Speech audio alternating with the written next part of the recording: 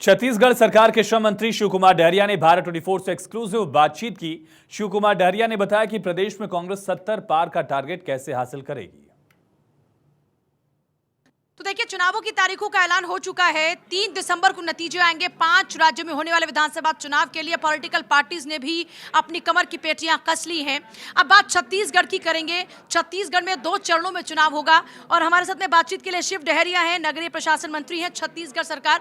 डहरिया जी, बहुत बहुत स्वागत है भारत 24 पर आपका। जी धन्यवाद, आपका भी स्वागत है। चुनाव की तारीखें सामने हैं। पहले फेज की बात करें, 7 तारीख को मतदान होगा। जनता ने फैसला करना है। आप ही के किले में सबसे पहले मतदान होने जा रहा है। इस चुनाव में चुनौतियां क्या मान रहे हैं आप अपने लिए? देखिए, हमारी सरकार पहले तो हमारी पार्टी जो है चुनाव आयोग के निर्णय का स्वागत करती है और हमारी पार्टी पहले से तैयार है चुनाव के लिए। और हमारी सरकार ने 5 साल बेहतर काम किया है भूपेश बघेल जी के नेतृत्व में। पूरे देश में किसी राज्य में सबसे बेहतर काम हुआ है तो छत्तीसगढ़ राज्य में सभी सेक्टरों में हुआ है। हमने जो चुनाव में घोषणाएं की थी पिछले समय में, पार्टी ने उनमें 36 घोषणाएं की थी, उसमें 35 घोषणाओं को हम लोगों ने पूरा किया है और जो चीज़ें नहीं कही थी उन सबको किया है। और पूरे देश में सभी क्षेत्रों में बेहतर काम करने वाली सरकार हमारी छत्तीसगढ़ की सरकार है। और छत्तीसगढ़ की जनता ने इस बार ठान लिया है कि पिछले समय की तरह इस बार भी हम कांग्रेस को वोट देंगे और इस बार पूरी बहुमत से हमारी सरकार बनेगी। तो कोई एंटी इनकम्बेंसी फैक्टर है?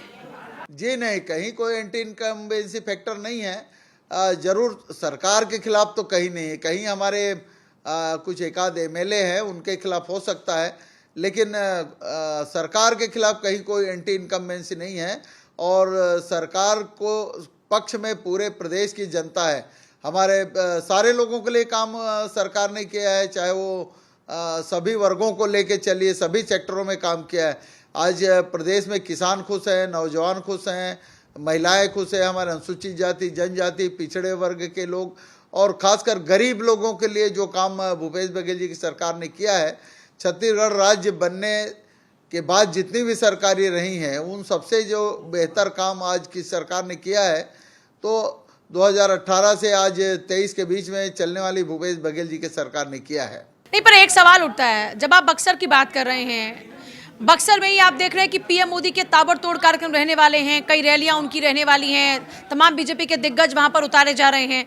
आपको नहीं लग रहा कि बीजेपी ने स्ट्रैटेजी बनाई है आप ही के किले में आपको ध्वस्त करने की? देखिए, बस्तर के बारे में आप बता रहे हैं। बस्तर में और फर्स्ट फेज के जो 20 विधानसभा चुनाव होने हैं 7 तारीख को, उसमें 20 में से 19 सीटें अभी कांग्रेस के पास है और आने वाले चुनाव में 20 में 20 सीट हम जीतेंगे। माननीय मोदी जी का स्वागत है, आए वो, हम उनका स्वागत करते हैं।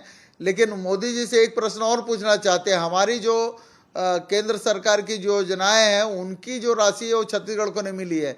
जीएसटी का पैसा 10,000 करोड़ रुपये से ज़्यादा है और इसी तरह प्रधानमंत्री आवास का पैसा, अन्य जो राशि है जो केंद्र सरकार से मिलनी चाहिए वो हमको दे, यहाँ पे आए, स्वागत है उनका।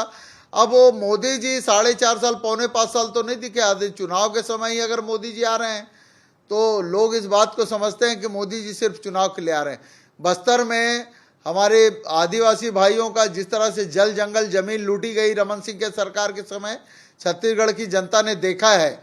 और जिस तरह से 3 तारीख को नगरनार का एशिया का सबसे बड़ा स्टील प्लांट है जो हमारे आदरणीय मनमोहन सिंह जी के समय में बनना प्रारंभ हुआ था, उसका उद्घाटन माननीय प्रधानमंत्री जी ने 3 तारीख को किया है और 5 तारीख से उनके विनिवेशीकरण का, उनको बेचने का काम शुरू हो गया है।